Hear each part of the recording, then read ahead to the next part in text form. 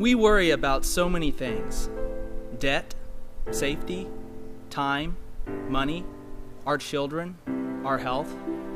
Sometimes we even worry about how much we worry. We worry so much that we can't sleep at night. Do you know what I'm talking about? In Luke 10, Jesus visits the house of Mary and Martha. And while Mary was sitting at the feet of Jesus, listening to him talk, Martha was in the kitchen doing all the preparations. And Martha began to get worried because she was stuck doing everything herself. And so she came and complained to Jesus. Verse 40 says, "She came up to him and said, 'Lord, do you not care that my sister has left me to do all the serving alone? Then tell her to help me.'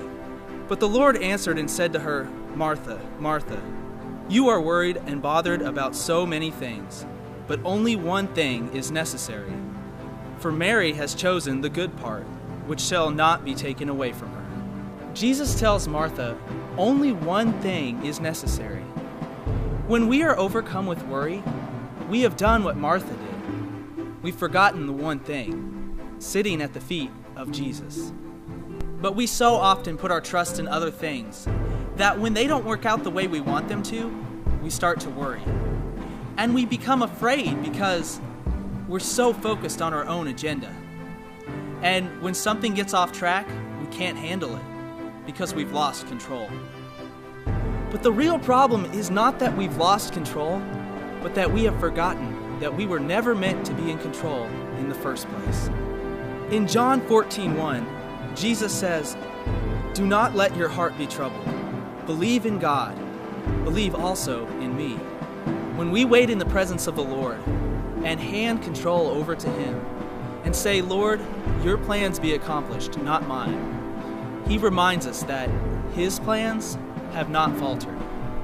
When you put your trust in God, He will take care of you when you can't take care of yourself. Psalms 127, 2b says, "For He gives to His beloved, even in his sleep." That means if you're trusting in God, when you're asleep, He's up working to make sure you're well taken care of. One time I was praying and seeking God about an important decision because I felt like He was leading me to start working for myself, doing contract work. And I was praying and saying, "God, I don't feel like I'm going to be able to provide for my family. I don't feel like I'm going to be able to do this." But in my spirit, I knew that God was telling me, "Don't worry, I've got it." And so I got down on my knees and I said, "God, you're in control. You're our provider. I'm going to trust you with this." And the very next day after I said that, I got a phone call with someone offering enough contract work to keep me going. And I knew that it wasn't anything that I had done. It was God. Another time, I found myself burdened by the amount of work that I was having to do. I was working late hours because I was worried that if I didn't work enough, I wouldn't be able to provide for my family. And so I came before God and said, "God, I'm tired. I'm working all the time. I don't know what to do." And God said to me, "Stop working. I've got it." And I said, "Stop working. I can't do that or else there won't be enough. I won't be able to provide." But God again said, "Stop working. I've got it."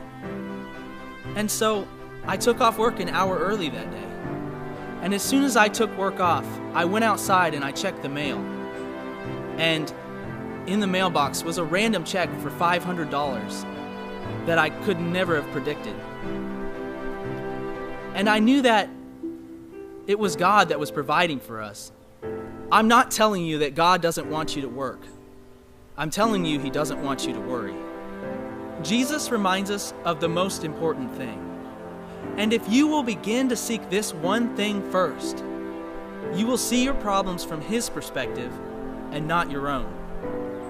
I bet if an all-powerful, loving God looked down at the issues in your life, He would say, "This is what all the fuss is about? Really? I can handle that. Don't worry." Isaiah 40:31a says, "Yet those who wait for the Lord will gain new strength. They will mount up with wings like eagles."